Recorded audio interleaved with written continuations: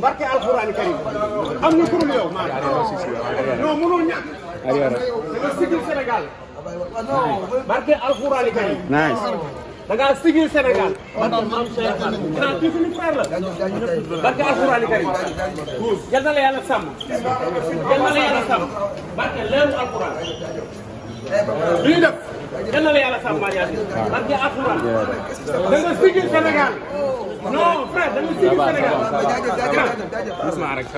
non mënul ñàkk parce que leeru alxuraan mënul ñàkk amuñu ku dul yow yaa ñu sagal yaa sigil Sénégal yaa sagal Sénégal yaa bëgg Sénégal yaa bëgg sa réew barke leeru alxuraan yal na la yàlla sàmm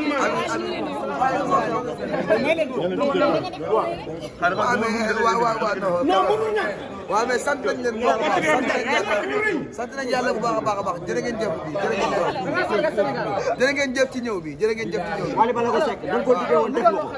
maanaam esprit état d'esprit bu mu génnee. waaw dafa def doom. waaw boo xoolee ay twin Sénégal. waaw maanaam mu nekk top 1. waaw ay twin France. waaw top 10. waaw ay Dakar nga dem Sénégal fii yaa nekk si kaw. waaw tey jii nii ay twin Italie. waaw tamit nga bokk si top 10 alors que état d'esprit fu mu toll nii moo ngi def feu et flamme waa Seck lan la si wax loolu. alhamdulilah. te yow lu may wax lu alhamdulilah yéen ñëpp maa ngi leen sant. alors mais Wally Ballago Seck gis nañu concert bi nga xamante ni alhamdulilah moom nga doon def coow li ni mu bari woon quand même mais ñu gis ni da ko jël mais lan moo alhamdulilah ah lu war alhamdulilah bi nga nekk réponse bi ki waral ngay wax ni moom waral ngay tax merci fi di wax alhamdulilah. mais lan moo tax Wally di jël engagement ak responsabilité saa su ne buñ ko soxla. je suis prêt pour ça. pour décider. après mais Wally dina am question booy tontu quand même mais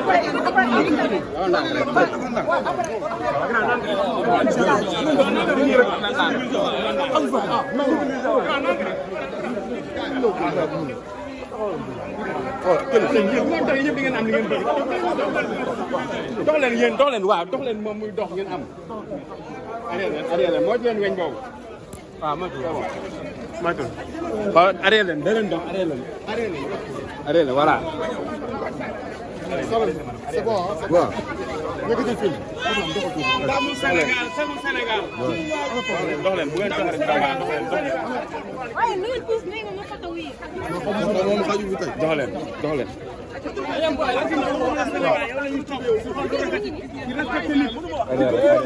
voilà yéen ñëpp di ngeen liggéey arrière leen nag barke alxuraan tey dañuy wax mais loolu kii la defal ne waaw. yal na la yàlla sagal yal na la yàlla sàmm waaw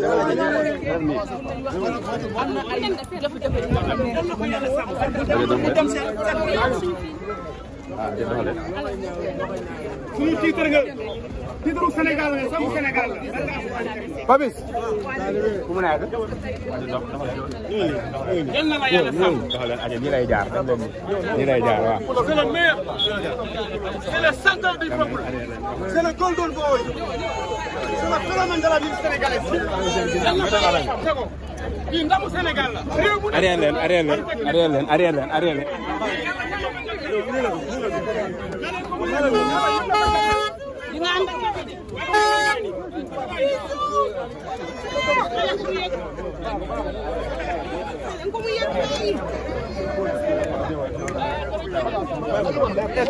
Papis